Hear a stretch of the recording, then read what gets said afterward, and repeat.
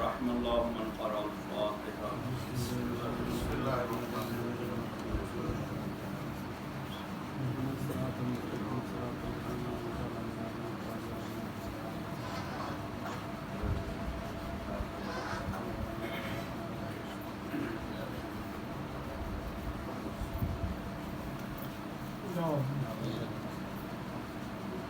لا حول ولا قوة إلا بالله العلي العظيم. أعوذ بالله من الشيطان اللعين الرجيم. بسم الله الرحمن الرحيم. الحمد لله رب العالمين والصلاة والسلام على أشرف الأنبياء والمرسلين سيدنا ونبينا وشفيع ذنوبنا مولانا أبي القاسم محمد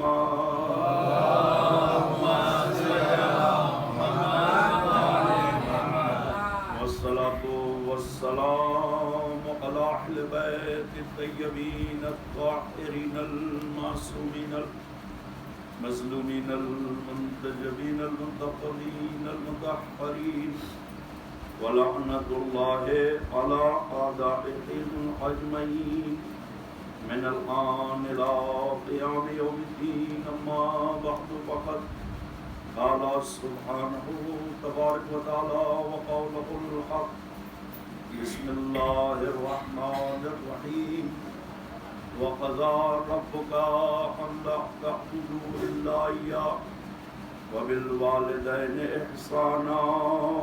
صلاة محمد اللهم صل على محمد وآل محمد.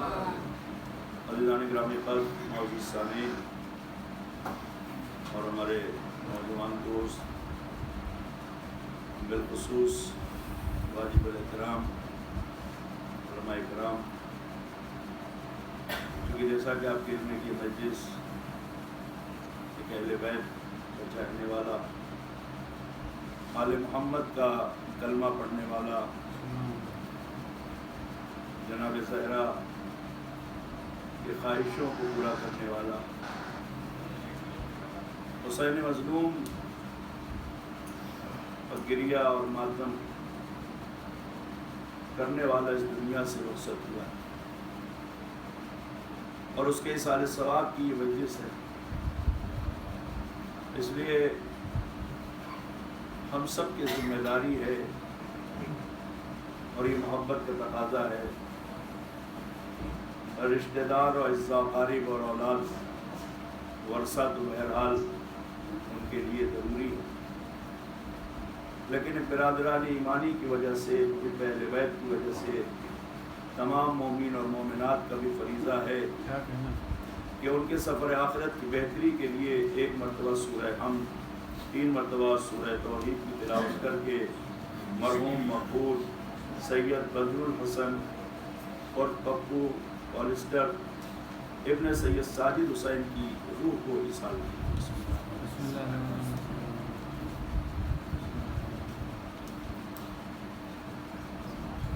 بسم اللہ الرحمن الرحیم. قل هو اللہ احد.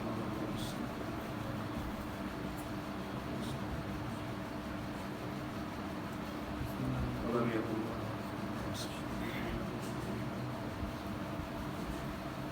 بسم اللہ الرحمن الرحیم. قل هو اللہ احد. خدا بری کرم، خدا مغفرت کرے، خدا رحمت کرے. مرحوم کے درجات کی بلندی کے لیے اور ان کے بچوں کے تمام اعزاء قریب دوست احباب، مطلبین، اہل خانہ کے صبر جمیل کے لیے، بالخصوص امام کے جلد سے جلد ظہور ہونے کے لیے ایک صلوات اور پڑھیں.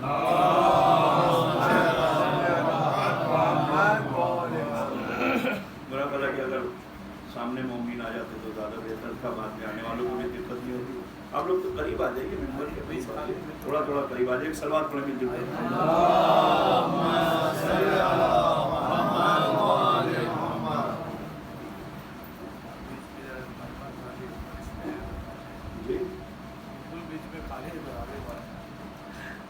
کیمرے کی وجہ سے بہرحال आमीन। नहीं तो खैर कोई एक सलवात और पढ़ दें।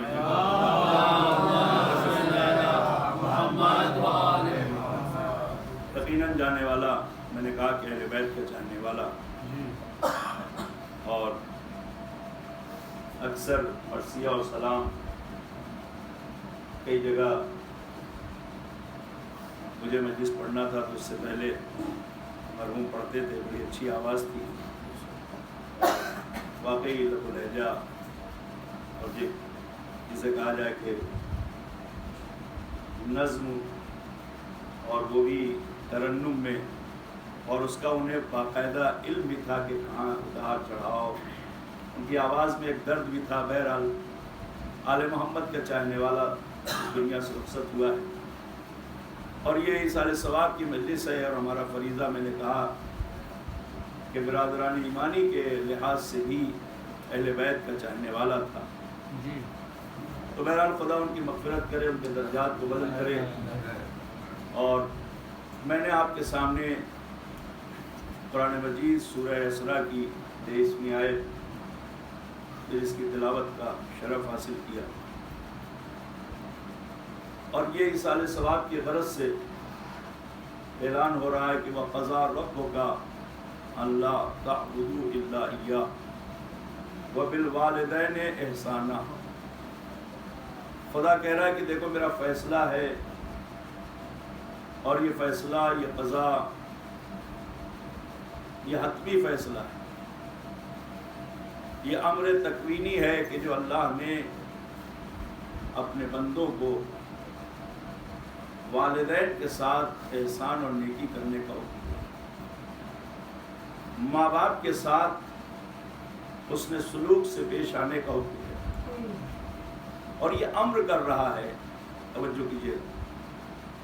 और उसके बाद परवरदिगार ने हमारे लिए कुरान मजीद में तकरीबन 20 मकामात ऐसे हैं कि जहाँ कुरान ने औलाद को माँ बाप का एहतराम, माँ बाप के साथ नेकी, माँ बाप के साथ उसने सलूक, माँ बाप की ज़रूरतों को पूरा करने के लिए हुक्म दिया। यहाँ पर एहसान से मुराद ये नहीं है कि कोई बेटा अपने बाप पर, अपनी माँ पर एहसान कर सके, इसलिए कि वाकई एहसान कोई नहीं कर सकता। एहसान किसका दिया जाता है? बदला। वजह फरमाने अल जज़ाउल एहसान इल्लल एहसान। कुरान कहता है कि एहसान का बदला एहसान है, नेकी का बदला नेकी है, और फरमाने अच्छाई का बदला अच्छाई है। तो ये बताएं कि एहसान उतारा जाता है ना। अगर कोई हमारी मुश्किल घड़ी में हमें काम आया है, कभी हम परेशान थे, किसी ने हमारी मदद की है, तो जब हमारी भी, उसको भी जब ज़रूरत पड़ेगी तो हमें अपना एहसान याद आएगा, क्या कहना, और हम उसकी मदद करेंगे। और तब ये कहा जाएगा कि भाई ये एहसान क्या हो गया? उतर गया। यहाँ एहसान करने का हुक्म कुरान दे रहा है कि वालिदैन के साथ एहसान करो, नेकी करो। क्या मतलब है? क्या औलाद उनकी खिदमत करके उनके एहसानों का बदला ले रही है? तवज्जो कीजिए, नहीं, यहाँ बदला नहीं है, यहाँ एहसान के बदले एहसान नहीं है। तवज्जो कीजिएगा, बल्कि एहसान तो ये है कि माँ बाप कुछ न कहें, औलाद उनकी ज़रूरतों को महसूस कर ले, उनकी ज़बान से न निकले और ज़रूरतें पूरी कर दे। सलवात पढ़ें। ये एहसान है यहाँ पर, इसलिए कि माँ बाप के एहसान को औलाद, बेटा बेटी और फरमाने अदा ही नहीं कर सकते। क्या कहना, इसलिए कैसे अदा करें, किस तरीके से अदा करें? माँ बाप ने जिंदगी भर उनके साथ एहसान किया है, और फरमाने अगर हम ये कहें कि मैं उनकी जरूरतों को पूरा कर रहा हूं, ये एहसान कर रहा हूं। मसलन अगर मैं ये कहूं कि मैंने अपने वालिद को बेहतरीन घर दे दिया, ये एहसान है। अगर मैं कहूं कि मैंने अपने वालिद के लिए दुआएं की, ये एहसान है। अगर मैं ये कहूं कि मैं अपने वालिदैन के लिए कार्य खैर करता हूं, ये एहसान है। और फरमाया एहसान तो कहलाएगा, एहसान का बदला नहीं होगा। توجہ فرمائیں، احسان تو کہلائے گا مگر احسان کا بدلہ نہیں ہوگا. کیوں؟ اس لیے کہ اگر ہم جو بھی عمل کریں گے، توجہ کیجئے گا، ہم جو بھی عمل کریں گے، ہمارا ہر عمل چاہے وہ قول کے اعتبار سے ہو، توجہ فرمائیں، چاہے وہ فعل کے اعتبار سے ہو، چاہے وہ عمل کے اعتبار سے ہو، اور فرما رہے ہیں چاہے مال و دولت کے اعتبار سے ہو، توجہ کیجئے گا، ہم جو کچھ بھی کریں گے اس کا توجہ فرمائیں مرکز کون ہے؟ بھائی والدین ہیں. اگر انہوں نے ہمیں اس لائق نہ بنایا ہوتا، اگر یہ ہمیں اس لائق نہ بناتے تو کیا واقعی ہم یہ کر پاتے؟ تو یہ سوچنا ہی غلط ہے کہ اگر ہم اپنے ماں باپ کی عزت کر رہے ہیں، اپنے ماں باپ کے لیے کار خیر کر رہے ہیں، اپنے ماں باپ کے لیے توجہ کیجئے گا کچھ انتظام کر رہے ہیں، انہیں لباس دے رہے ہیں، غذا دے رہے ہیں، دوا دلا رہے ہیں، ہاسپٹل لے جا رہے ہیں، ان کا بیماری میں علاج کرا رہے ہیں، میرا پیسہ لگ رہا ہے، یہ سوچنا ہی غلط ہے کہ میرا پیسہ لگ رہا ہے. نہیں غور کیا؟ اس لیے کہ آپ کا پیسہ نہیں لگا. اگر باپ اور ماں تمہیں اس قابل نہ بناتے تو کیا تم پیسے کما پاتے؟ صلوات پڑھے مل جل کر محمد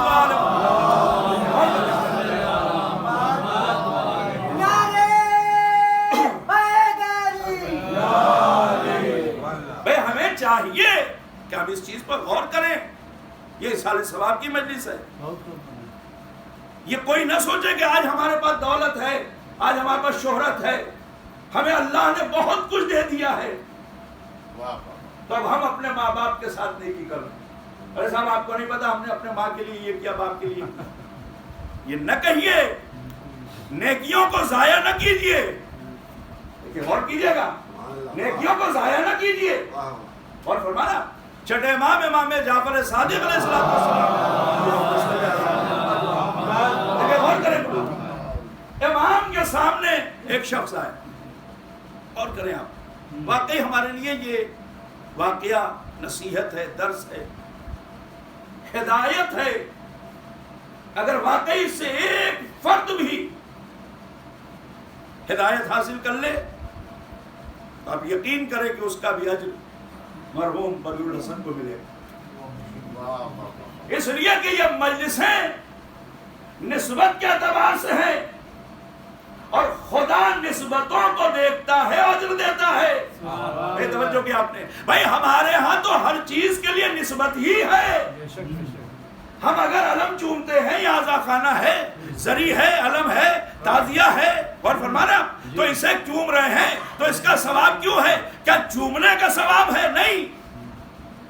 اس کی جو نسبت ہے حسین کی طرف، سرکار وفا کی طرف، کربلا کی طرف، ہمیں اس کا اجر ملتا ہے.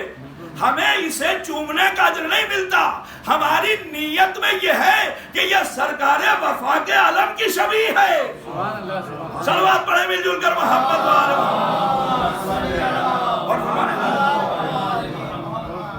نسبتوں کے اعتبار سے خدا اجر دیتا. وہ شخص آیا اور آنے کے بعد توجہ فرمائے امام کی بارگاہ میں، اس نے کہا فرزند رسول میری والدہ، دیکھیے غور کریں، والد ہوں یا والدہ ہوں. اب چونکہ یہ واقعہ والدہ کے اعتبار سے ہے تو بہرحال پیغام سنیں. دیکھیے والد ہوں یا والدہ دونوں کا مرتبہ بلند ہے. اب یہ الگ مسئلہ ہے کہ ماں کا مرتبہ اولاد پر باپ سے زیادہ ہے.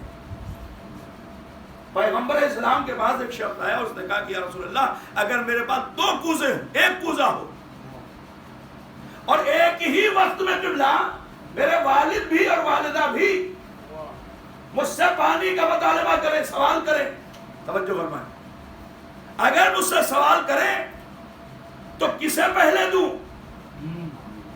ماں کو دوں یا باپ کو؟ نبی مرسل کا ارشاد ہے کہ ماں کو پہلے دو. توجہ کریں. اس نے کہا یا رسول اللہ ماں کو پہلے دوں؟ کہا ہاں ماں کو پہلے دو. اس نے پھر پوچھا کیا واقعی پہلے ماں کو دوں؟ پیغمبر نے کہا ہاں ماں کو دو. اس نے چوتھی مرتبہ سوال کیا کہ کیا واقعی ماں کو دوں؟ جب پیغمبر نے کہا کہ باپ کو دو. دیکھیں غور کیجئے، یہ 3 گنا جسے کہا جائے، ماں کے مرتبے کو بلند کیا پیغمبر نے. ماں کا حکم پہلے ہے کہ اگر ماں باپ ہیں تو ماں کا احترام کرو، پہلے ماں کا احترام کرو، پہلے ماں کا احترام کرو. گھر میں اگر داخل ہو، توجہ کیجئے گا، تو ماں کا احترام کرو. اگر تم کہیں بیٹھے ہو، جملہ سنیے گا، دیکھیں ماں باپ کتنے عظیم ہیں. پیغمبر نے کہا اگر تم گھر میں بیٹھے ہو یا کہیں بیٹھے ہو اور اگر ماں اور باپ میں سے کوئی داخل ہو جائے تو باپ کے لیے 1 مرتبہ اٹھو، ماں کے لیے کم سے کم 3 مرتبہ اٹھو. صلوات پڑھے مل جل کر.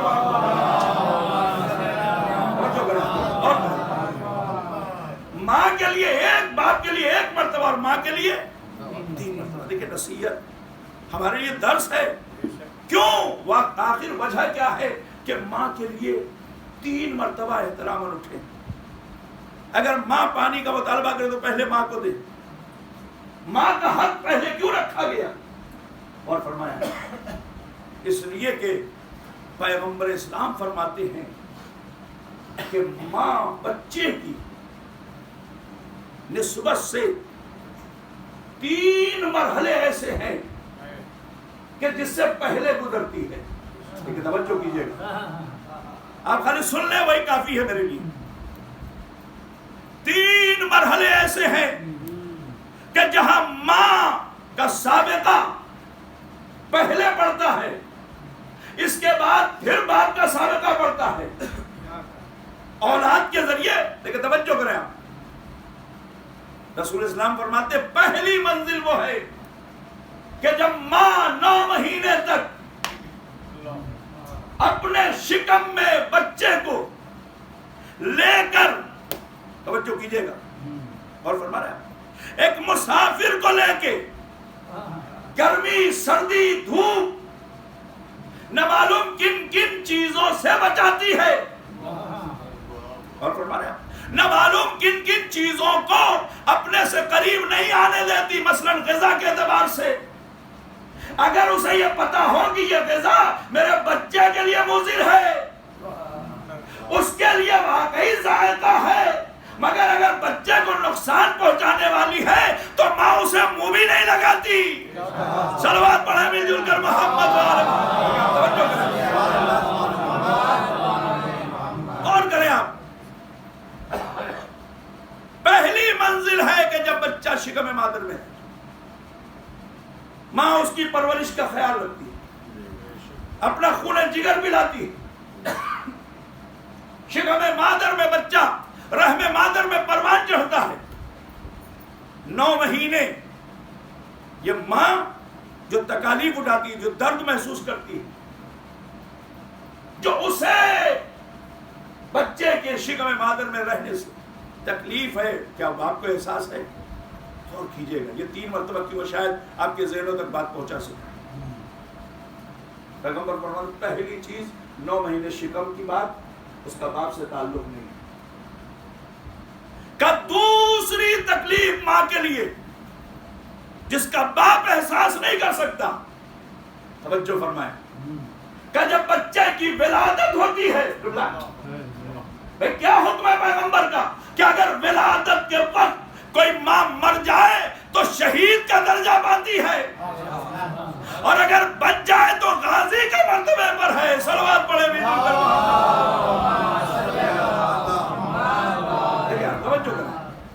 اگر مر جائے وقت ولادت ماں مر جائے تو شہادت کا مرتبہ، بچ جائے تو غازی کا مرتبہ ہے. اس کا احساس پیغمبر فرماتے ہیں باپ کو نہیں. 2 چیزیں. تیسری چیز ہے کہ جب بچے کو تقریباً 2 سے 2.5 سال پیدائش کے بعد، لیکن میرے سامنے علماء کرام بیٹھے ہیں اور آپ بھی الحمدللہ صاحب فہم ہے، صاحب علم بھی ہیں، توجہ کیجئے. یہ جو 2 سے 2.5 سال بچے کی شیر پلانے کا جو وقت ہے، جو ماں اپنے بچے کو شیر پلاتی ہے، 2 سے 2.5 سال جب بچہ ماں کے آغوش میں رہتا ہے، آپ یقین کریں کہ راتوں کی نیند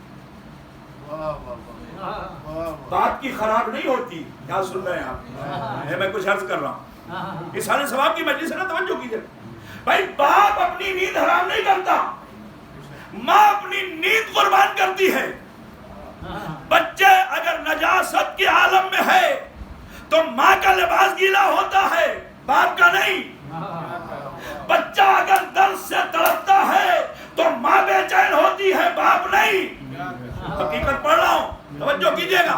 پتہ چلا پیغمبر فرماتے ہیں شکم مادر کی منزل ولادت کی منزل، توجہ کریں، ولادت کی منزل. اور اس کے بعد تیسری منزل وہ ہے کہ جب بچہ کی پرورش وہ چھوٹا ہے، ماں ان تینوں مراحل سے گزرتی ہے. پھر اس کے بعد باپ کی منزل ہے کہ وہ اپنے دوست پر بٹھاتا ہے، پشت پر بٹھاتا ہے، بچے کی انگلی پر اکاڑ کے چلاتا ہے. لیکن یہ 3 منزلیں ماں کے حق میں ہے. اس لیے نبی نے فرمایا کہ جب ماں اور باپ ہوں تو تمہارے لیے ماں 3 موقع پر باپ سے زیادہ افضل ہے. صلوات پڑھے مل جل کر محمد.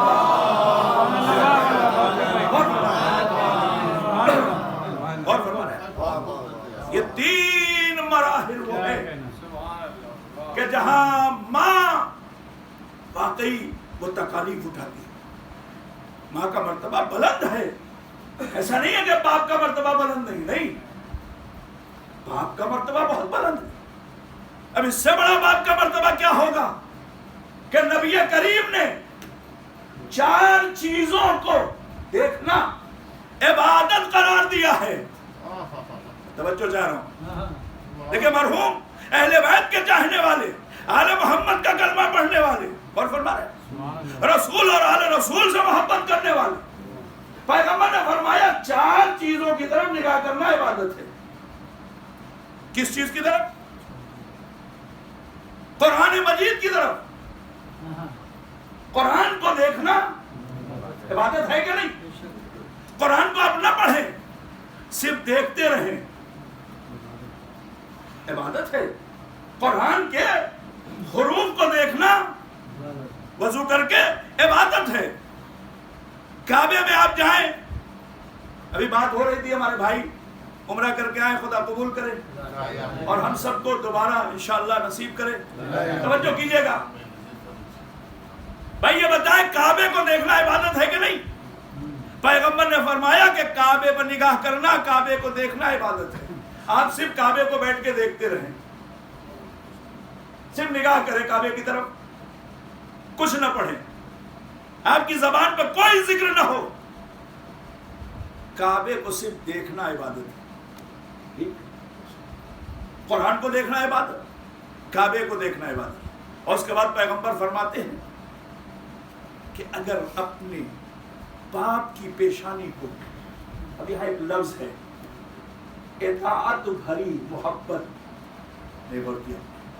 اطاعت کرنے والا بیٹا، اولاد جو اپنے ماں باپ کی مطیع ہے، فرما بردار ہے، اگر وہ شفقت و محبت کے ساتھ صبح اٹھ کے اپنے باپ کی پیشانی پر نگاہ ڈالتا ہے تو اس کی پہلی نگاہ عبادت قرار پاتی ہے. صلوات پڑھیں مل جل کر محمد.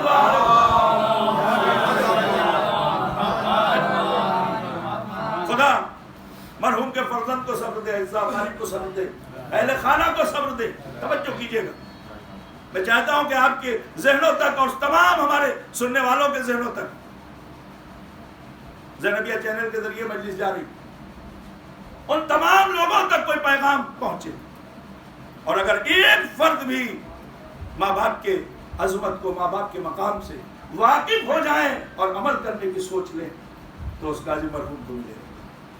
اور فرمائیں توجہ کیجئے، قرآن کو دیکھنا عبادت، کعبے پر نگاہ کرنا عبادت، اطاعت بھری محبت، الفت. اگر اپنے باپ کی پیشانی پر کوئی نگاہ کرتا ہے تو عبادت ہے. اور چوتھی عبادت کیا ہے؟ اب آپ کے اذان عالیہ کے لیے جملہ ہے، اور کیجئے گا. قرآن، کعبہ، باپ کے چہرے پر نگاہ کرنا عبادت. اور اس کے بعد پیغمبر اسلام کی حدیث مشہور ہے کہ نظر الی وجہ علی بن ابی طالب. توجہ کریں آپ بھائی، علی کے چہرے پر نگاہ کرنا عبادت. ان چاروں چیزوں کو دیکھنا عبادت ہے. مگر اللہ نے قربان جاؤں علی پر. اگر ہم کعبے کو دیکھیں گے تو قرآن کا ثواب نہیں ملے گا. اگر ہم قرآن کو دیکھیں قبلہ تو پھر کعبے کا ثواب نہیں ملے گا، ہے نا. اگر والد کی پیشانی کو دیکھیں تو نہ قرآن کا ثواب ملے گا نہ کعبے کا ثواب ملے گا. اللہ نے نبی نے فرمایا النظر الی وجہ علی بن ابی طالب عبادت. علی کے چہرے پر نگاہ کرنا عبادت ہے. مگر صرف تنہا علی کو دیکھنا عبادت نہیں ہے. اب یہ چاروں چیزوں کا ثواب، توجہ کریں، علی کے چہرے کو اگر کوئی دیکھے تو کعبے کا بھی ثواب ہے، قرآن کا بھی ثواب ہے، باپ کی پیشانی کا بھی ثواب ہے. کہ وہ کیسے؟ نبی نے کہا علی کعبے کے جیسا ہے، علی قرآن کے جیسا ہے، اور میں اور علی امت کے باپ ہیں. صلوات پڑھیں مل جل کر محمد. دیکھیں غور کریں،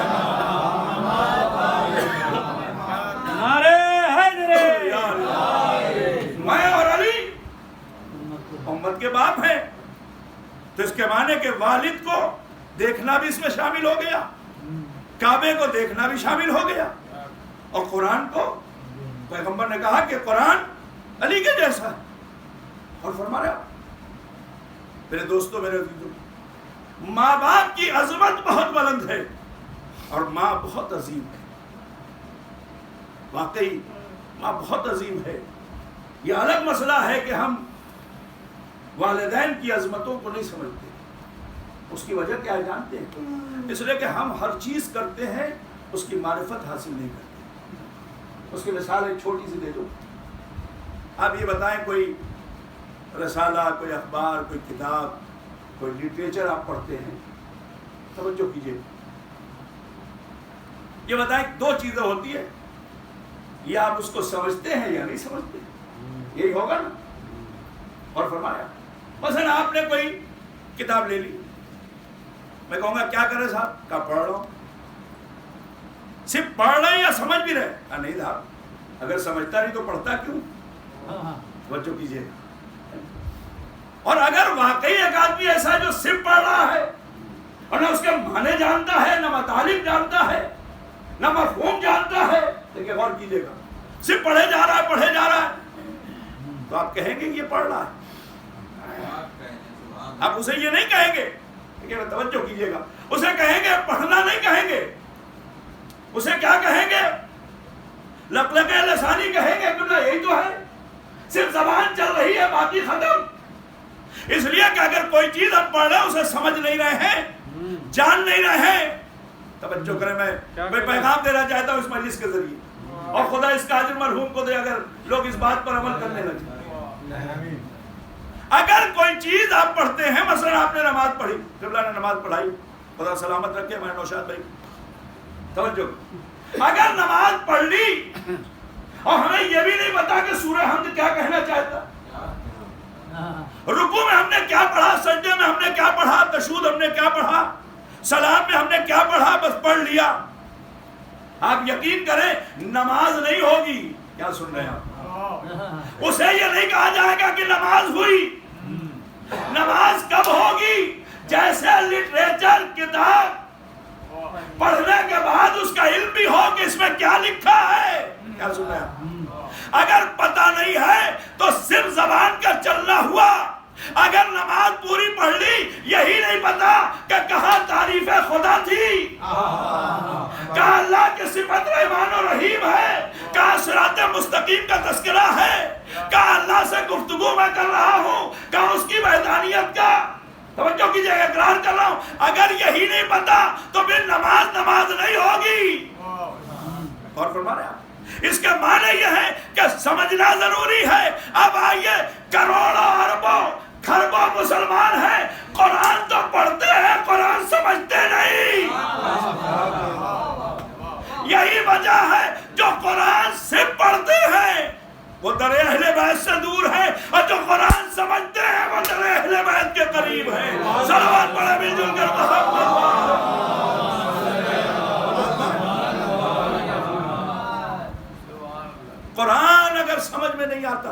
قرآن کیا کہہ رہا ہے، کیا حکم دے رہا ہے، کہاں واجبات ہیں، کہاں محرمات ہے، کہاں قرآن ہمیں روک رہا ہے، کہاں قرآن ہمیں دعوت دے رہا ہے، کہاں قرآن ہمیں ماں باپ کا احترام سکھا رہا ہے، کہاں قرآن ہمیں کار خیر کی بات کر رہا ہے، کہاں قرآن ہمیں سجدے کی بات کر رہا ہے. توجہ فرمائیں، کہاں قرآن ہم سے کہہ رہا ہے کہ دیکھو تم اللہ کی معرفت حاصل کرو، نبی کی معرفت حاصل کرو، آخرت کی معرفت حاصل کرو. اگر واقعی ہمیں نہیں پتا ہے تو صرف زبان چل رہی ہے، صرف زبان چل رہی ہے. اور فرما رہے آپ 1440 منٹ ہوتے 24 گھنٹے، مگر یہ بتائیں کتنے منٹ ہمارے پاس ایسے ہیں کہ ہم قرآن کے لیے دیتے ہیں. قرآن ہدایت کی کتاب ہے، قرآن رہنمائی کے لیے ہے، قرآن انسانیت بتانے کے لیے آئی ہے، قرآن آیا ہے ہمیں انسان بنانے کے لیے. مگر ہم کیا کرتے ہیں؟ بس ہم قرآن کی تلاوت کر لیتے ہیں. خاص طور سے رمضان میں تو بہار قرآن ہے، رمضان کو کہا گیا قرآن کا موسم، جیسے خزاں کے بعد موسم بہار میں ہر شے اچھی لگتی ہے، ہری بھری ہو جاتی ہے، تازگی. اور فرما رہے ایسے ہی پورے سال میں قرآن کے لیے رمضان کا مہینہ ہے. جس نے کبھی قرآن نہیں پڑھا وہ بھی رمضان میں قرآن لے کے بیٹھ جاتا ہے.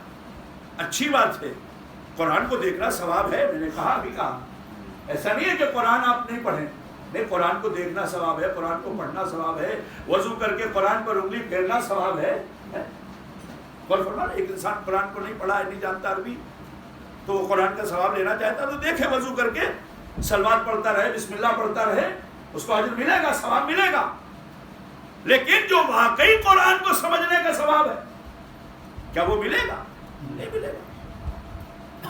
ہم تو گزر گئے انما یرید اللہ، ہمیں پتہ ہی نہیں کہ انما یرید اللہ کیا ہے. صلوات پڑھیں گے جو بھائی جب ہم آیت کا ترجمہ پڑھیں گے، تفسیر پڑھیں گے، حاشیہ پڑھیں گے، تب تو سمجھ میں آئے گا کہ یہ آیت کس کی شان میں آئی. نہیں غور کر رہے ہیں. جب یہ آیت ان کی شان میں ہے تو پھر انسان سوچے گا یہ کون تھے کہ جن کے لیے اللہ ارادہ کر رہا ہے کہ ان کے قریب نجاستوں کو نہ آنے دے گا. صلوات پڑھیں مل جل کر محمد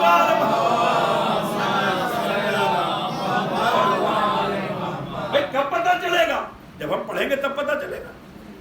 ایام فاطمیہ، ایام عزائے جناب زہرا، ابھی ایک سلسلہ بعض جگہ تو ابھی بھی سلسلہ چل رہا ہے، مجلسوں کا سلسلہ کچھ جگہ ابھی بھی جاری و ساری. آپ بتائیں جب تک ہم آیت تطہیر کا ترجمہ نہیں جانیں گے ہمیں کیا پتہ چلے گا؟ جب ہم ترجمہ پڑھیں گے تو ہمیں پتہ چلے گا اچھا یہ ترجمے میں یہ ہے کہ یہ آیت نازل ہوئی ہے. اس کے معنی کہ کچھ افراد ایسے ہیں جنہیں اہل بیت کہتے ہیں، اور جو اہل بیت ہیں ان سے اللہ نے کیا کیا؟ رجس کو دور رکھا ہے نا. لیکن دو ترجمے یہاں ہوئے ہیں. بعض نے لکھا کہ اللہ نے رجس کو دور رکھا، اور بعض نے ترجمہ کیا کہ اہل بیت رجس سے دور ہیں. نہیں غور کر رہے، یا رجس اہل بیت سے دور ہے یا اہل بیت اس کے قریب نہیں ہے. ہمارے لیے تو دونوں چیزیں آسان ہیں. جملہ کہہ رہا ہوں بھائی، سمجھنا آپ کا کام ہے. اور کیجئے گا، فضائل کا جملہ ہے، مرحوم کے اصال کر رہا ہوں. خدا ان کے درجات کو بلند کرے، خدا غریق رحمت کرے، بچوں کو صبر دے. جملہ سنیے گا بھائی، یا رجس اہل بیت کے قریب نہیں جا سکتے، یا اہل بیت رجس کے قریب نہیں جا سکتے. تو بات تو واضح ہو گئی. نہیں پہنچا جملہ، بات تو واضح ہو گئی. اب تو آسانی اور ہو گئی. ہمیں کائنات پہ نگاہ کرنا چاہیے اور یہ دیکھنا چاہیے کہ یا اہل بیت رجس سے دور ہوں گے یا رجس ان سے دور ہوگا. بھائی دونوں صورتوں میں چاہے کوئی ان سے دور ہو یا کسی کو یہ اپنے سے دور کرے، چاہے کوئی ان سے دور ہو یا یہ کسی کو اپنے سے دور کرے، جب بھی ہوگا وہ رزق کہلائے گا.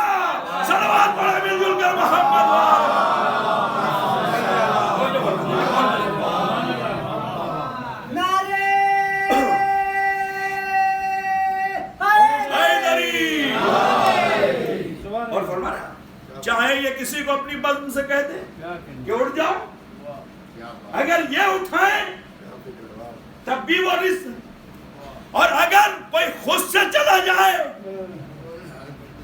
اور فرما رہا دونوں صورتوں میں کمیاں ہوں گی. بس اس سے زیادہ نہیں کہوں گا، میرا مجمع سمجھ گیا. دونوں صورتوں میں کمیاں ہوں گی. اور جناب میں نے کہا کہ اگر آیتیں تطہیر پڑھ کے گزر جائیں، آیتیں مباہلہ پڑھ کے گزر جائیں، آیتیں انما پڑھ کے گزر جائیں، آیتیں معطل پڑھ کے گزر جائیں، اور کیجئے گا بھائی پورا سورہ توحید ہم پڑھیں اور ہمیں یہی نہیں پتا کہ خدا کی ذات اور صفات کیا ہے. مولا کائنات حضرت علی ابن ابی طالب علیہ السلام پر غور کریں. امیر المومنین فرماتے ہیں کہ سورہ توحید قرآن میں واحد سورہ ہے کہ جس میں اللہ کے صفات موجود ہیں. خدا کو سمجھنا ہے اور اس کی معرفت حاصل کرنا ہے تو سورہ توحید کا ترجمہ پڑھیں. پورا سورہ اور کیجئے پورا سورہ خدا کی شان میں. اور بسم اللہ الرحمن الرحیم قل هو اللہ احد. اے میرے حبیب کہہ دیجئے اللہ احد ہے، یعنی خدا واحد ہے، اللہ الصمد، وہ صمد ہے، بے نیاز ہے. اب دیکھ لیجئے اگر کوئی نیاز مند ہے تو وہ خدا نہیں ہے. کوئی اگر دو ہے تو وہ خدا نہیں ہے نا. تو اب تو یہ کہنے ہی غلط ہے. بہت سے لوگ کہتے ہیں خدا، علی کو خدا کہتے ہیں. علی کو جو خدا کہتے ہیں وہ غلط کہتے ہیں، اس لیے کہ خدا وحدہ لا شریک ہے. تو پھر علی کیا ہے؟ پیغمبر کی حدیث موجود ہے، دیکھیں غور کیجئے گا، انا والی من نور واحد. بھائی جب نبی نے کہہ دیا میں اور علی ایک ہی نور کے دو حصے ہیں تو بات ختم ہو گئی. علی سب کچھ ہے، خدا نہیں ہے. صلوات پڑھے بھی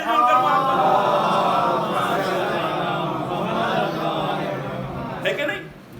لم یلد، اس کا کوئی بیٹا نہیں ہے، ولم یولد، اس کا کوئی باپ نہیں ہے، ولم یکن لہ کفوا احد، اور اس کے جیسا، اس کا ہمسر، اس کے برابر، اس کے ہم پلہ، ہم وزن کوئی ہے ہی نہیں. تو اب بتائیں اگر یہ صفتیں ہمارے ذہن میں ہو تو پھر کوئی کبھی الزام نہیں لگا سکتا کہ فلاں صاحب علی کو خدا مانتے ہیں. قرآن کی یہ صفتیں، قرآن کی آیتیں ہمیں بتا رہی ہے کہ خدا کیا ہے. اور فرمائیں تو میں نے کہا کہ قرآن پڑھ لینا کافی نہیں ہے. اب اگر آپ اجازت دیں تو ایک جملہ کہہ دوں. ممکن ہے کہ میں بزم رسول میں کہے کہ قرآن کافی ہے نا، تو اس کے لیے تو قرآن کافی ہو سکتا ہے کہ جو نبی کے ہوتے ہوئے کہے قرآن کافی. لیکن ہم نے یہی دیکھا کہ نصران نجران سے پیغمبر جناب عیسیٰ کے بارے میں بحث کر رہے ہیں اور آیتیں پیش کر رہے ہیں. تقریباً 84 آیتیں قرآن کی پیغمبر نے دلیل کے طور پر پیش کی. کئی آیتیں تو پیغمبر پہ ایک کے بعد ایک علماء لکھتے، مفسرین لکھتے کہ نازل ہوئی جناب عیسیٰ کے. توجہ کیجئے گا اس رد میں کہ وہ خدا کے بیٹے نہیں ہیں بلکہ خدا کے بندے ہیں، عبد ہیں. مگر پھر بھی قرآن کی آیتیں کافی نہیں ہوئی، پھر بھی قرآن کی آیتیں کافی نہیں ہوئی بلکہ اہل بیت کو لے جانے کا مسئلہ پیش آیا. اور فرما رہا فَقُلْ تَعَالُوا نَدْعُ أَبْنَاءَنَا وَأَبْنَاءَكُمْ وَنِسَاءَنَا وَنِسَاءَكُمْ وَأَنفُسَنَا وَأَنفُسَكُمْ ثُمَّ نَبْتَهِلْ. بھئی اللہ نے کہا کہ میرے حبیب کہہ دو تم اپنے بچوں کو لاؤ. کیوں؟ پتا چلا جب نبی کے ہوتے ہوئے اللہ نے آیتیں بھیجی، جبریل آیتیں لائے، 85-84 آیتیں پیغمبر نے پڑھی دلیل کے طور پر. جب نبی کے لیے خود قرآن کی آیتیں کافی نہ ہوئی بلکہ یہ کہا کہ لے کے جاؤ. بھئی جب لے گئے تب انہوں نے کہا کہ ہم جزیہ دیں گے، مباہلہ نہیں کریں گے. پتہ یہ چلا کہ اگر واقعی قرآن بغیر اہل بیت کے کافی ہوتا تو سب سے پہلے مباہلہ نہ ہوتا. صلوات پڑھیں مل جل کر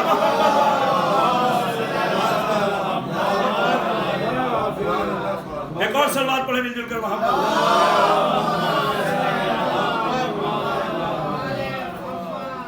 تو قرآن تو کافی ہے ہی نہیں.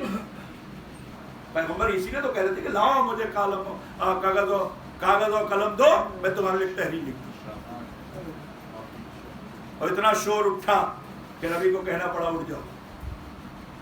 تو نبی کسی کو اٹھا دے تب بھی وہ رزق. اور یا کوئی نبی کو چھوڑ دے بچو فرمایا اور فرما رہے. اور اب جملہ سنیے جو کہ ایام فاطمی کا سلسلہ میں نے کہا تھا اور مرحوم جناب زہرا کے چاہنے والے اور جناب زہرا کا ماتم کرنے والا، میں اس کے ایصال ثواب کے لیے جو کہ ربط بھی ہے یہ جملہ سنا اس کے بعد مصائب کی منزل پر آ جاؤں. دیکھیے غور کیجیے گا، ماں باپ کا احترام بہت ہے، ماں باپ بہت عظیم ہے.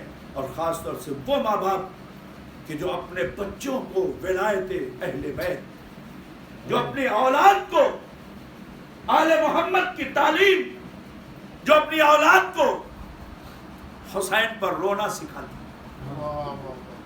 حسین پر ماتم کرنا سکھاتی، جو اہل بیت کی معرفت اپنے بچوں کو دیتی ہے، ماں ہو یا باپ، وہ دونوں بہت عظیم ہوتے ہیں.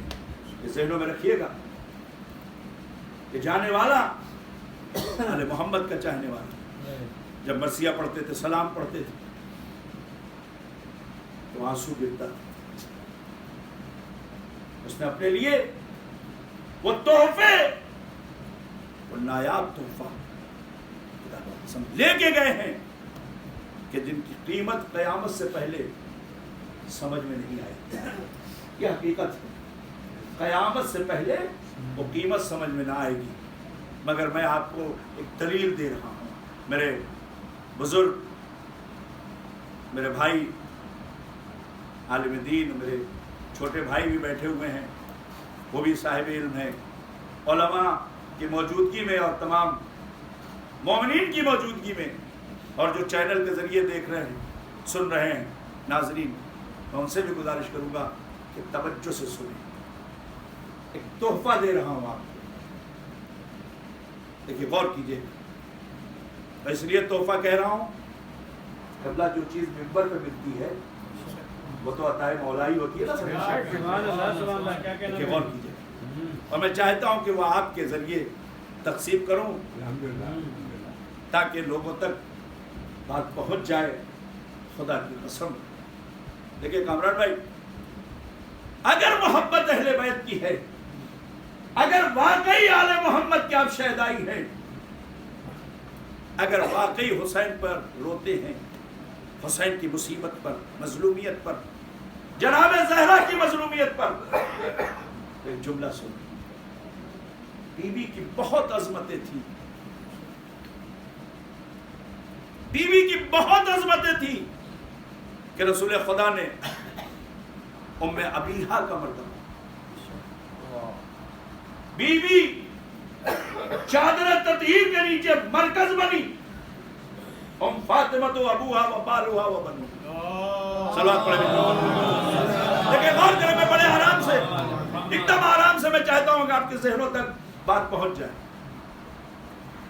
بی بی کی فضائل اور ان کے قصیدے، قرآن پڑھ رہا ہے، رسول پڑھ رہے ہیں، علی مرتضیٰ پڑھ رہے ہیں، حسنین پڑھ رہے ہیں، ائمہ اہل بیت پڑھ رہے ہیں. ہر ایک کی نگاہ میں بی بی کی عظمت بہت بلند، عصمت کی شہزادی ہے، مرکز آیت تطہیر ہے. مباہلہ کی منزل میں نساء کی جگہ پیغمبر لے کے گئے تاکہ رسالت اور اسلام کی صداقت پر مہر لگا دی. اقربا کی منزل میں پہلی منزل جناب زہرا کی ہے. اقربا میں سب سے قریب ترین پیغمبر کی ذات کے اگر کوئی ہے تو وہ بی بی زہرا. ٹھیک ہے، نبی بلند ہوتے تھے، کائنات کا سب سے بڑا آقا اس بیٹی کے لیے اٹھتا تھا.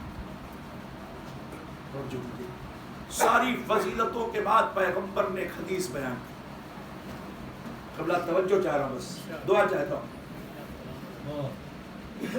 پیغمبر نے ایک حدیث بیان کی، ہزاروں مرتبہ آپ نے سنی، لیکن مجھے جو ممبر پہ عطا ہوا مولا سے وہ میں آپ کے ذہنوں تک پہنچا رہا ہوں. شاید کسی لائق ہو کہ آپ کے ذہنوں میں بات بیٹھے، اور محبت ہے تو یہ تحفہ ہے.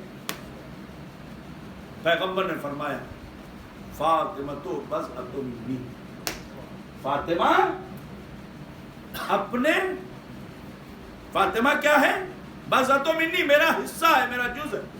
توجہ کیجئے گا، میں اس لیے چاہتا ہوں کہ ایک دم آرام سے آپ کے ذہنوں تک بات پہنچے، نتیجہ آپ کے ذہنوں تک پہنچ جائے بس کافی ہے. انشاءاللہ اگر یہ جملہ پسند آیا تو مرحوم کے حق میں دعا کیجئے گا، اور میرے حق میں بھی دعا کیجئے گا، اور اپنے حق میں بھی دعا کیجئے گا. قبلہ ساری فضیلتیں شہزادی کی، سارے فضائل شہزادی کے، چاہے وہ رسول کی ذات سے ہو، چاہے وہ علی کے تعلق سے ہو، چاہے وہ حسنین کے تعلق سے ہو، چاہے وہ قرآن قصیدہ پڑھ رہا ہو. جملہ سنیے گا، مگر یہ پیغمبر کو کیوں کہنا پڑا کہ فاطمہ میرا جز ہے، فاطمہ میرا حصہ ہے؟ سنیں گے جملہ. وہ حقیقت ہے کہ رسالت کا حصہ بھی ہے، ہدایت کا حصہ بھی ہے. اگر فاطمہ نہ ہو تو عورتوں کی ہدایت نہ ہو. پیغمبر مردوں کی ہدایت کریں گے، اور جزو رسالت خواتین کی ہدایت کرے گی. ساری چیزیں اپنی جگہ، مگر جو مجھے ملا وہ میں آپ کے گوش گزار کر رہا ہوں. توجہ کیجیے گا، پیغمبر نے جو کہا کہ فاطمہ میرا جز ہے، اس کا سب سے بڑا فائدہ انشاءاللہ ہمیں قیامت میں ملے گا. قیامت میں ملے گا. کیوں؟ اس لیے کہ قیامت میں پہلی منزل ہے شفاعت کی. پیغمبر شافع محشر ہے کہ نہیں؟ ہے نا. سارے کلمہ پڑھنے والے مانتے ہیں کہ قیامت میں نبی ہماری شفاعت کریں گے. یہی تو ہے. توجہ سنیے گا، جو بھی سن رہا ہے سنیں. پیغمبر شفاعت کریں گے پہلی منزل. یہ بتائیں پیغمبر شفاعت کس کی کریں گے؟ بھائی جس کے پاس کوئی کمی نہ ہوگی اس کی تھوڑی شفاعت ہوگی. شفاعت کس کی ہوگی قبلہ؟ جہاں کمی ہوگی نا. کسی کا اعمال میں کمی ہوگی، کوئی گناہ گار ہوگا. اگر ہمارے سارے اعمال ٹھیک ہیں تو پھر ضرورت کیا ہے؟ آج ملک کے اندر NRC کا مسئلہ چل رہا ہے. پریشان کون ہے سب سے زیادہ؟ بھائی جس کے پاس پیپر نہیں ہے. جس کے پاس ہے وہ کیوں پریشان ہے؟ وہ تو مطمئن ہے. کیا سن رہے ہیں بھائی؟ وہ مطمئن ہے نا.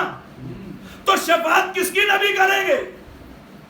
بھائی جہاں کوئی نہ کوئی کمی ہو تو کمی ہوگی تو کلمہ پڑھنے والا کہاں جائے گا؟ پیغمبر کی بارگاہ میں جائے گا. یا رسول اللہ، میں نے آپ کا کلمہ پڑھا، میں نے نمازیں پڑھی، میں نے روزہ رکھا، 1400 توجہ کیجئے گا 1400 برس گزر گئے.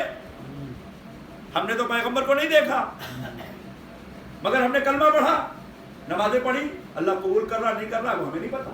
پوری توجہ چاہ رہا ہوں.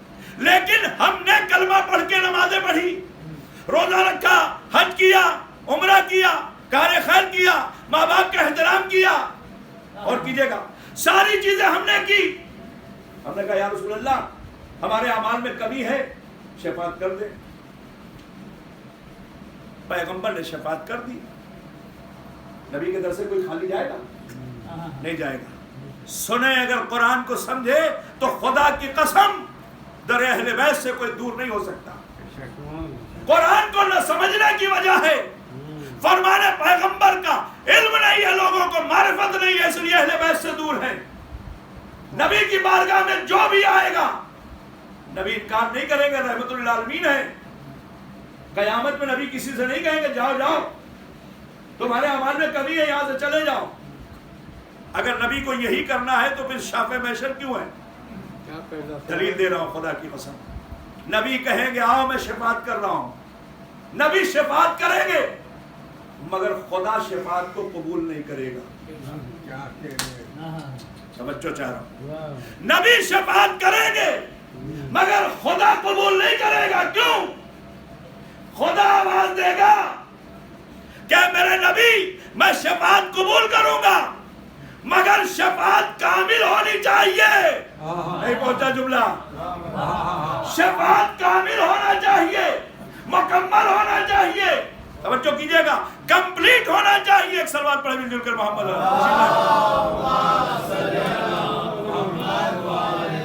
دیکھیں توجہ فرمائے. صدر محترم بھی آگئے, جملہ سنیں.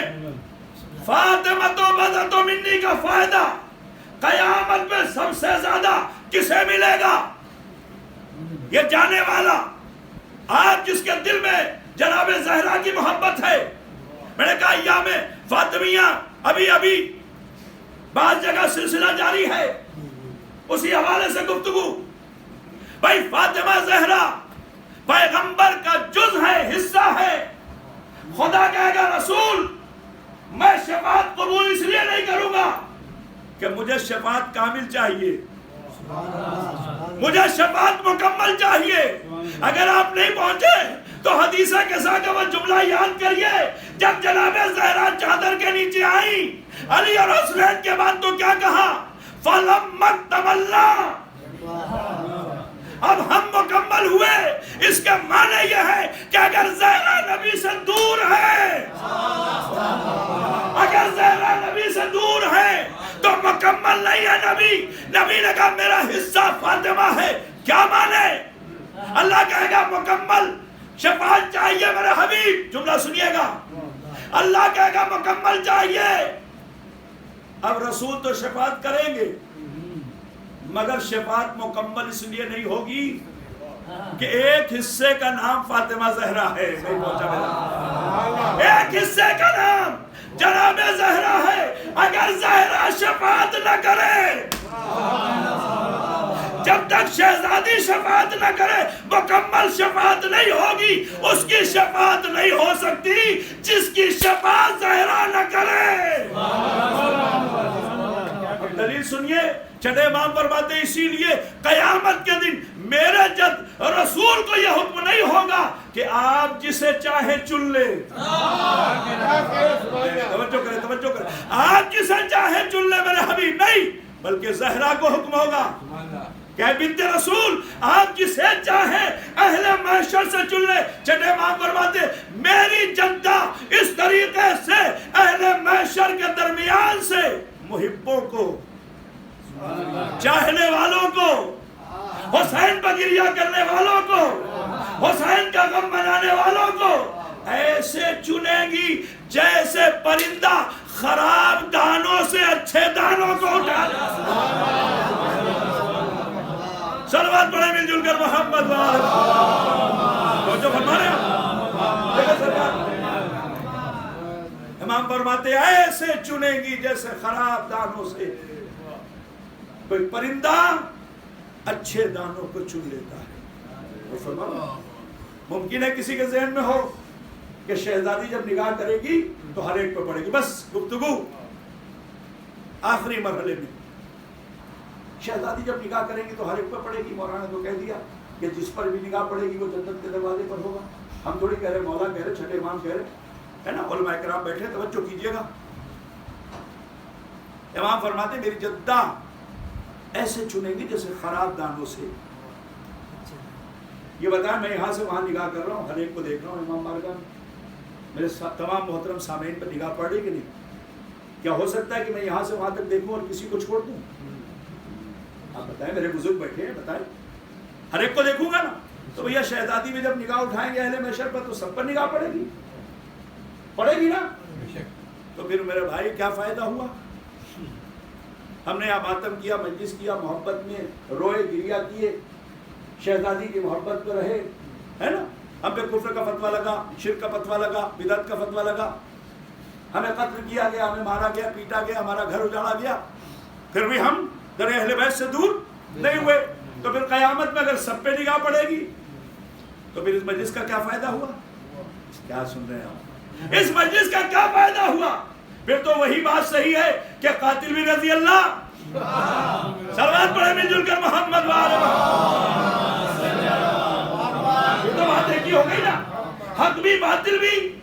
بھائی محشر تو ہر ایک کھڑا ہوا ہے, گنہگار بھی کھڑا ہے, چاہنے والا بھی کھڑا ہے, دشمن بھی کھڑا ہے، زہرا کا گھر جلانے والا بھی کھڑا ہے، حسین کا گھر جلانے والا بھی کھڑا ہے، حسین کا قاتل بھی کھڑا ہے، حسین کی مظلومیت پر رونے والا بھی کھڑا ہے۔ اگر نگاہ ہر ایک پر پڑ جائے تو فرق کیا رہا؟ توجہ کیجئے گا۔ لیکن ہمارے سامنے مثال ہے کہ جناب زہرا ہے علی کی زوجہ، پیغمبر نے کہا کہ فاطمہ کا کوئی کفو نہیں ہے سوائے علی کے، تو فاطمہ ہے علی کا کفو، علی ہے فاطمہ کا کفو۔ ہم پلہ، ہم وزن، ہم سر برابر، شریک حیات۔ جملہ سنیے گا، زہرا کی نگاہ میری طرح نہیں ہے کہ ہر ایک پر پڑ جائے۔ پھر کیسا ہے؟ کیا دیکھو جس علی کے ہاتھ میں آ کے ذوالفقار کو یہ علم ہے کہ کسے قتل کرنا ہے، ذوالفقار کو علم ہے کسے مارنا ہے، کسے چھوڑنا ہے، تو علی کون ہے؟ فاطمہ کا کفو۔ ارے جب علی کے ہاتھ میں ذوالفقار صرف آ جائے تو اسے علم ہے، تو جو سیدہ علی کے برابر ہو جب نگاہ اٹھائے گی ہر ایک پر نہیں پڑے گی، ہر ایک پر نہیں پڑے گی، جس پر زہرا چاہے گی اسی پر نگاہ پڑے گی۔ صلوات پڑھے مل جل کر محمد توجہ فرمائیں اور فرمائیں۔ اس لیے آپ کی قیمت ہے اپنے آپ کو پہچانیں، اس محبت کو اپنے دلوں میں قائم رکھیں، نسلوں میں منتقل کریں۔ یقیناً آپ کے دلوں میں جو محبت ہے وہ بہت عظیم چیز ہے۔ ماں باپ کا احترام کریں، ماں باپ کی عزت کریں، چاہے زندہ ہو اور چاہے اس دنیا سے۔ ہمارا فریضہ ہے، ہم احسان ان کا اتار نہیں سکتے، اس لیے کہ جو کچھ ہمیں، اگر ہم یہ کہیں کہ میں مجلس پڑھ کے اپنے والد کو بخشتا ہوں، نمازیں پڑھ کے اپنے والد کو بخشتا ہوں، یہ بتائیے مجھے سکھایا کس نے؟ اگر وہ مجھے تعلیم کے لیے مدرسے کی طرف نہ بھیجتے، اسکول کی طرف نہ بھیجتے، درس کے لیے مجھے آمادہ نہ کرتے، تو یہ بتائیں کیا میں پہنچ پاتا؟ آج اس ناقص کو آپ اس منبر پر دیکھ رہے ہیں، خدا ہم سب کی عبادتوں کو قبول کرے، خدا اس مجلس کو قبول کرے، خدا مرحوم بدر الحسن کے درجات کو بلند کرے۔ ان کی عرفیت آپ کو پتا ہے، پپو پالسٹر کے نام سے انہیں جانتے تھے لوگ۔ ان کے اصحال ثواب کی مجلس، خدا ان کے بچوں کو، ان کے اہل خانہ کو، تمام اعزاء اقارب کو صبر دے۔ میرے دوستوں، میرے عزیزوں، جناب زہرا کی محبت، الفت اور ان کی مظلومیت ہمیں لوگوں سے الگ کرتی ہے۔ یہ جو آپ کے دلوں میں محبت ہے نا، یہ معمولی نہیں ہے۔ یہ جانے والا زہرا کی خواہش کو پورا، تمنا کو پورا کرتا تھا، مرثی و سلام کے ذریعے، نوحوں کے ذریعے۔ جب پڑھتے تھے تو چند قطرے آنسو بہتے تھے۔ امام فرماتے میرے جد تھے، غم میں کوئی روئے یا رلائے یا رونے والے کی صورت بنائے، وجبت لہ الجنہ، چھٹے امام فرماتے ہیں کہ اس پر جنت واجب۔ بہت مرتبہ ہے ان شعراء کرام کا، ان علماء کرام کا، ان ذاکرین کا اور آپ کا بھی، اس لیے کہ آپ ادھر کربلا کا نام آیا، ادھر زہرا کا گھر جلانے کا مسئلہ ہے، آپ کی آنکھوں میں آنسو آ جائے۔ اللہ اکبر، ذرا اندازہ کیجئے دنیا نے کیا کیا ظلم نہیں کیا۔ بعد پیغمبر زہرا کے دروازے پر آگ و لکڑیاں لے کے آئے، فاطمہ کا گھر جلا دیا، جلتا ہوا دروازہ پہلوے سیدہ فکرہ محسن کی شہادت ہو گئی۔ مگر جانتے ہیں جب ولایت علی کا مسئلہ آیا، جب بی بی کو ہوش آیا نا، تو پہلا سوال کیا فضا علی کہاں؟ فضا علی کہاں؟ کہ بی بی لوگ علی کے گلے میں رسی باندھ کے لے گئے، لوگ علی کے گلے میں رسی باندھ کے لے گئے۔ شہزادی اپنا غم بھول گئے، پہلو کا درد بھول گئی، بچے کی شہادت بھول گئی، عصا کا سہارا لیا، رضا کو سنبھالا، فضا مجھے سہارا دے کے لے چلو، آگے دیکھا لوگوں نے علی کو گھیر کے رکھا ہے، گلے میں رسی ڈالی ہے، فرماتی خلو ابا الحسن، علی کو چھوڑ دو ورنہ اپنے سر کے بال کھول دوں گی۔ اجرکم اللہ، اجرکم اللہ، علی کو چھوڑ دو ورنہ اپنے سر کے بال کھول دو۔ ابھی بی بی نے ارادہ کیا تھا کہ ایک مرتبہ عذاب، آثار عذاب ظاہر ہوئے، مولا فرماتے جاؤ سلمان بنت رسول کو روک لو، کہہ دو گھر میں چلی جائے۔ جب بی بی نے سلمان سے کہا سلمان میں کیا کیا برداشت کروں، میرا حق چھینا گیا، میرے رونے پر پابندی لگائی گئی، مجھ پر دروازہ گرایا گیا، میرا محسن ابھی شہید ہو گیا، اے سلمان میں کیسے صبر کروں؟ کیا اس بات پر بھی صبر کر لوں کہ سیدہ کے ہوتے ہوئے لوگ علی کا قتل کر دیں؟ سیدہ یہ برداشت نہیں کر سکتی کہ کوئی علی کا قتل کر دے سیدہ کے ہوتے ہوئے۔ اللہ اکبر۔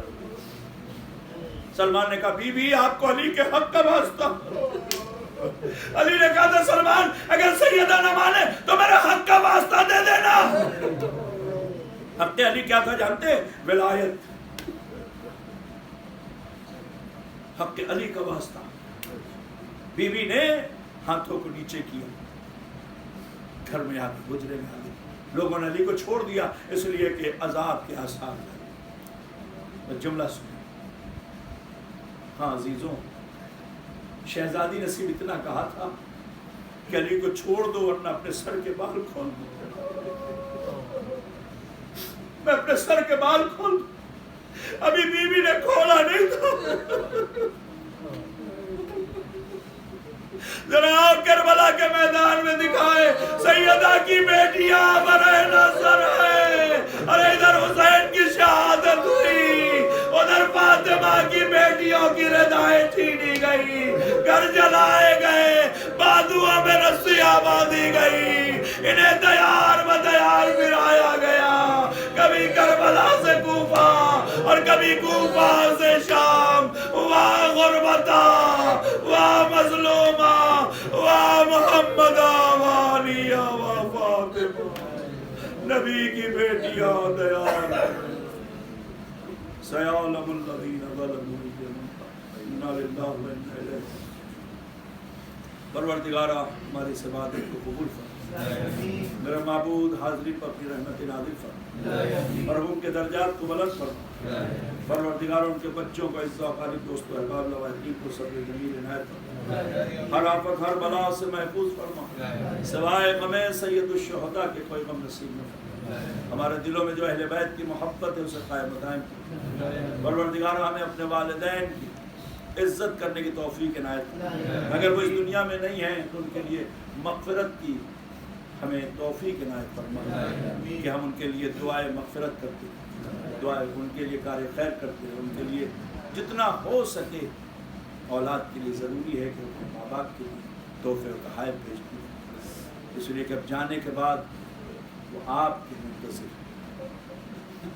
خدا مرحوم سید بدر الحسن کے درجات کی ان کی قبر کی برزخ کی آخرت کی منزلوں کا بروز قیامت فاطمہ زہرا کی چادر اور رحمت کا سایہ نصیب کر، پروردگارہ بحق مظلوم کربلا ہمارے امام کو ہم سب کو ان کے آوان و انصار میں شمار کر، پروردگارہ مرحوم کے تمام اہل خانہ کو سب کی جمیل عنایت۔ آپ حضرات سے گزارش ہے کہ ایک مرتبہ سورہ حمد و سورہ توحید کی تلاوت کر کے مرحوم سید بدر الحسن اور ابو پالسٹر ابن سید ساجد حسین کی روح کو احسان کرنا۔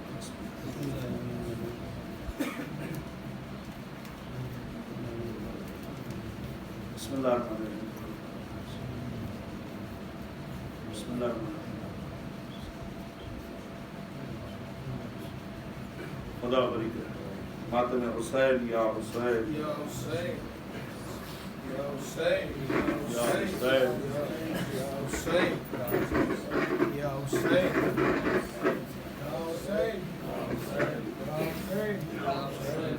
حسین یا حسین